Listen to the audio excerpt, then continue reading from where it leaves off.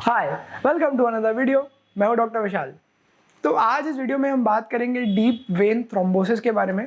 ये एक ऐसी बीमारी है जिसके बारे में लोग ज़्यादा समझ नहीं पाते हैं। वो होम रेमेडीज़ ढूंढते रह जाते हैं, यहाँ वहाँ ट्रीटमेंट लेते रह जाते हैं और जब तक सही जगह पहुँचते हैं तब तक काफ़ी देर हो चुकी रहती है। तो आई होप ये वीडियो देखने के बाद आपको चीज़ें ज़्यादा डिटेल में समझ में आए और आप हॉस्पिटल देरी से ना पहुँचें। Deep vein thrombosis in short एक ऐसी बीमारी है जो कि आपकी ब्लड वेसल्स में होती है। आपके ब्लड वेसल्स के अंदर जब ब्लड ब्लॉक हो जाता है तब आपको डीवीटी होता है। इसको हम डिटेल में समझने की कोशिश करते हैं कि डीवीटी या डीप वेन थ्रोम्बोसिस एग्जैक्टली होता क्या है। हिंदी में मैं अगर एकदम सिंप्लीफाई करके समझाने की कोशिश करूं तो इसका मतलब है कि आपकी वेन्स के अंदर कोई ब्लॉकेज हो जाना। ब्लॉकेज को हम मेडिकल टर्म्स में थ्रोम्बस कहते हैं। अब बॉडी में दो टाइप की ब्लड वेसल्स होती है या रक्त वाहिका होती है। एक वो जो हार्ट से ब्लड को लेके बाकी ऑर्गन्स तक पहुंचाती हैं और दूसरी वो जो ऑर्गन्स से सारा ब्लड जमा करके वापस हार्ट पे लेके आती है। इनमें भी कई सारे टाइप्स होते हैं, आर्टरीज में भी और वेन्स में भी। बट हमारी बीमारी वेन से रिलेटेड है तो हम वेन्स को ज़्यादा डिटेल में समझेंगे। अब वेन्स के भी दो टाइप होते हैं, सुपरफिशियल वेन्स और डीप वेन्स। आप ऐसे समझ लीजिए कि कोई एक बड़ी नदी है जिसको कि छोटी छोटी नदियाँ आके ज्वाइन हो रही हैं।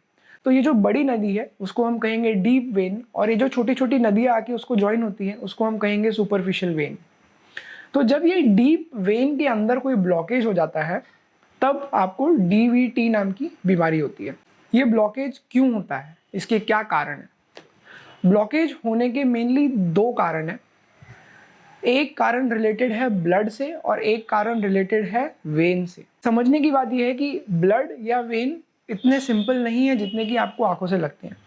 ब्लड देखने में रेड कलर का होता है, पानी जैसा लगता है, बट उसमें कुछ स्पेसिफिक प्रॉपर्टीज होती हैं जिनके कारण उसमें गांठ बन सकती है। उसी तरीके से वेन्स जो होती हैं वो भी सिंपल ट्यूब नहीं होती हैं, उनमें भी कुछ स्पेसिफिक प्रॉपर्टीज होती है जिनकी वजह से वो ब्लड में गांठ बना सकती है। अगर ब्लड आपके ब्लड वेसल्स में यानी कि वेन्स में कोई एक जगह पे रुक जाए, जिसको हम स्टैसिस कहते हैं मेडिकल लैंग्वेज में, तो उसमें गांठ बनने के चांसेस काफ़ी बढ़ जाते हैं। उसी तरीके से अगर किसी कारण से ब्लड की थिकनेस बढ़ने लगे, ब्लड गाढ़ा होने लगे आपके शरीर में, तो उसमें गांठ बनने के चांसेस बढ़ जाते हैं, जिसको मेडिकल लैंग्वेज में hyper coagulable state of blood कहते हैं। तीसरा जो कारण है वो है वेन से रिलेटेड। किसी कारण से अगर वेन्स के अंदर जो उनकी लाइनिंग होती है, जिसको मेडिकल टर्म्स में एंडोथीलियल लाइनिंग कहते हैं, अगर उसमें डैमेज हो जाएगा तो भी वो आपके ब्लड से जब टच होता है तो ब्लड में गांठ बनने के चांसेस काफ़ी बढ़ जाते हैं। तो मेनली ये तीन कारण हैं आपके ब्लड में गांठ बनने का और वेन्स के अंदर उसको चोकअप हो जाने का। कोई भी मरीज, कोई भी व्यक्ति इन तीनों कारणों से जब त्रस्त होता है, जब उनकी बॉडी में ये तीनों स्टेट बनने लगती हैं, तब आपको डीवीटी होने के चांसेस बढ़ जाते हैं और आपको डीवीटी की बीमारी हो सकती है और आपको इस चीज़ का ख्याल रखना चाहिए। तो कौन कौन से ऐसे कंडीशंस हैं जिसमें कि डीवीटी होने के चांसेस बढ़ जाते हैं? तो सबसे पहली बात करते हैं ऐसे पेशेंट्स जिनकी ऑपरेशन हुआ है। अगर आपका कोई भी ऑपरेशन हुआ है तो जनरली आपको रेस्ट एडवाइस किया जाता है, स्पेशली अगर आपके पैरों का ऑपरेशन हुआ है या आपका कोई वेट लॉस का ऑपरेशन हुआ है, आपका पेट का ऑपरेशन हुआ है, आपको कोई एक्सीडेंट हुआ है, सिजेरियन सेक्शन हुआ है, लैप्रोस्कोपिक ऑपरेशन, ओपन ऑपरेशन, किसी भी तरीके का जनरली जब शरीर पे ऑपरेशन किया जाता है तो पहली एडवाइस यही होती है कि आपको रेस्ट करना चाहिए। लोग इस एडवाइस को इतना सीरियसली ले लेते हैं कि वो अपने बेड से हिलते ही नहीं है।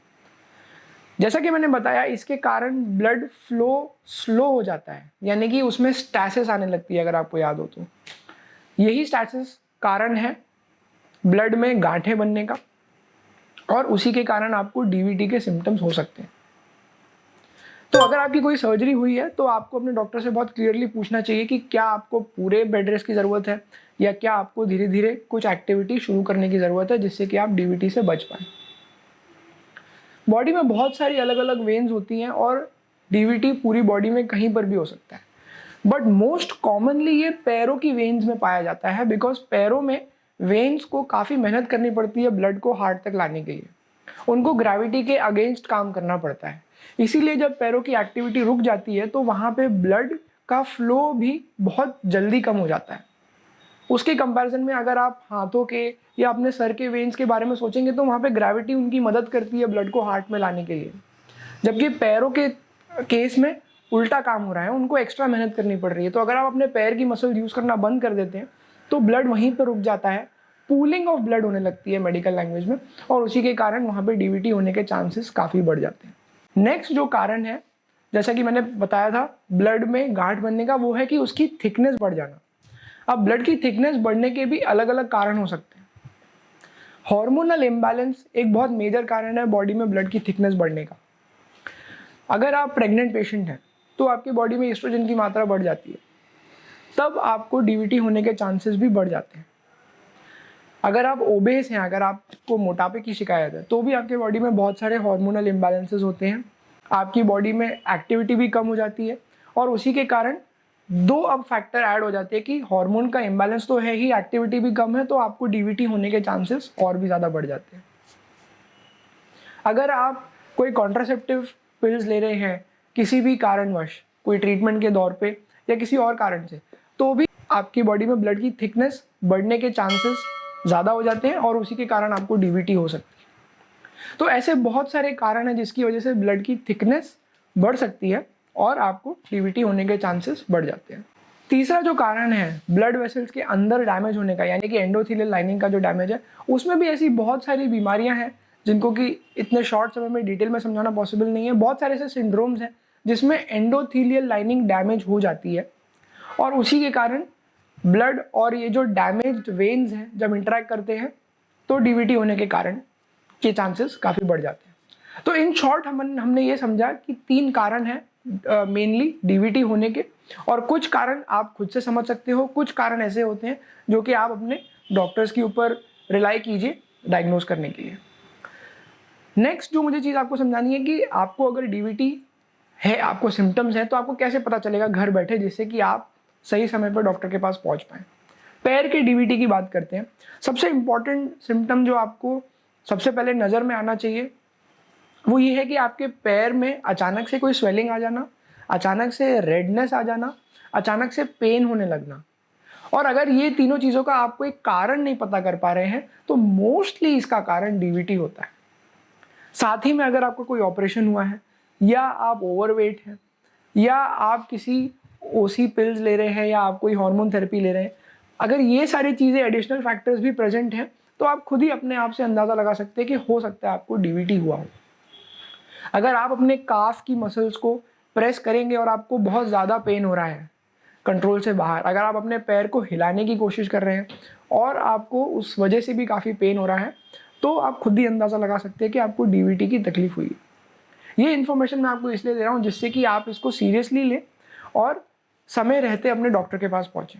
इसके अलावा कुछ और सिम्टम्स हैं जो कि कम परसेंटेज और लोगों में देखे जाते हैं, लेकिन ये भी उतने ही इंपॉर्टेंट हैं, जैसे कि ब्रेथलेसनेस होना।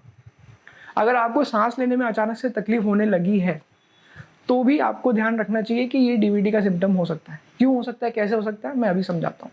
चेस्ट पेन भी कभी कभी डीवीटी का सिम्टम के रूप में दिखाई दे सकता है। तो बेस्ट ये होगा कि आप अपना कन्फ्यूजन दूर रखें और किसी क्वालिफाइड डॉक्टर के पास जाएं। तो किस किस्म के डॉक्टर आपकी मदद कर सकते हैं? आप किसी जनरल सर्जन के पास जा सकते हैं, आप किसी वैस्कुलर सर्जन के पास जा सकते हैं, आप किसी जनरल फिजिशियन के पास जा सकते हैं। ये लोग आपको डीवीटी डायग्नोज करने में और आगे का ट्रीटमेंट देने में काफ़ी मदद कर पाएंगे। अब अगर आप इसको घर पे ही ट्रीट करना चाहें तो क्या ऑप्शंस है आपके पास? ऑनेस्टली मैं आपको नहीं एनकरेज करूंगा इसको घर पे ट्रीट करने के लिए। वो इसलिए क्योंकि अगर डीवीटी आपको हुआ है तो जो ब्लड की गांठ बनी है, बहुत हाई चांसेस है कि वो गांठ पैरों से निकल के आपकी बॉडी में कहीं पर भी जाके उस आगे के ब्लड फ्लो को ऑब्स्ट्रक्ट कर दे। अगर आपको डीवीटी हुआ और आपको पता भी नहीं चला और वो गांठ वहीं के वहीं रह गई आने वाले कई सालों तक, तो हो सकता है कि आपको कभी भी कोई भी तकलीफ ना हो, आपके शरीर में डीवीटी हुआ है आपको पता भी ना चले। बट अगर वो गांठ वहाँ से निकल के फॉर एग्जांपल आपके लंग्स में जाके अटक जाती है, या आपके ब्रेन में जाके अटक जाती है, या आपके लिवर में जाके अटक जाती है, आपके स्प्लीन में जाके अटक जाती है, तो बहुत ही जल्दी इमरजेंसी सिचुएशन आ जाती है, क्योंकि आगे का ब्लड फ्लो रुक जाता है और आपको तुरंत ही डॉक्टर के पास जाना पड़ता है। इसीलिए ज़रूरी है इनिशियली समझना कि उसके क्या क्या सिम्टम्स हैं। लास्टली इसके क्या क्या ट्रीटमेंट ऑप्शंस हैं। Home remedy obviously is not something that I will recommend. आप बाकी इंटरनेट पे एक्सरसाइज की वीडियोस देख के और यहाँ वहाँ की नॉन साइंटिफिक ट्रीटमेंट्स देख के डिस्ट्रैक्ट मत होइए। मेनली उसके जो ट्रीटमेंट्स हैं वो मेडिकल है और सर्जिकल है। मेडिकल ट्रीटमेंट्स में बहुत सारी ऐसी दवाइयाँ आती हैं जो कि क्लॉट को डिसॉल्व कर सकती हैं, जो कि ब्लड की थिकनेस को भी कंट्रोल कर सकती हैं। साथ ही साथ कुछ ऐसे सर्जिकल प्रोसीजर्स हैं जिनसे कि उन क्लॉट्स को निकाला जा सकता है। कुछ ऐसे फिल्टर्स आते हैं जो कि आपके ब्लड वेसल्स में, वेन्स में लगाए जा सकते हैं, जो कि इस क्लॉट को आगे सर्कुलेशन में बढ़ने से दूर करते हैं, जिनको हम IVC फिल्टर कहते हैं या इंफीरियर वेना कावा फिल्टर्स कहते हैं। तो मेनली 2 मेडिकल ऑप्शंस हैं और सर्जिकल ऑप्शंस हैं। आपको डरना नहीं है, आपको जाना है, सारी इन्फॉर्मेशन जमा करनी है और ये डिसीजन लेना है कि आपको इसका ट्रीटमेंट कैसे कराना चाहिए। तो I hope this video was helpful DVT समझने के लिए। नेक्स्ट टाइम आप किसी इमरजेंसी से बच पाओ, अगर आप जानते हो किसी और को जिससे इसकी मदद हो सकती है, then do share the video. If you have suggestions, अगर आपके पास कोई और क्वेश्चंस हैं तो कमेंट कर दीजिए। ये वीडियो आपको कैसा लगा ज़रूर बताइए, and I will see you in the next video.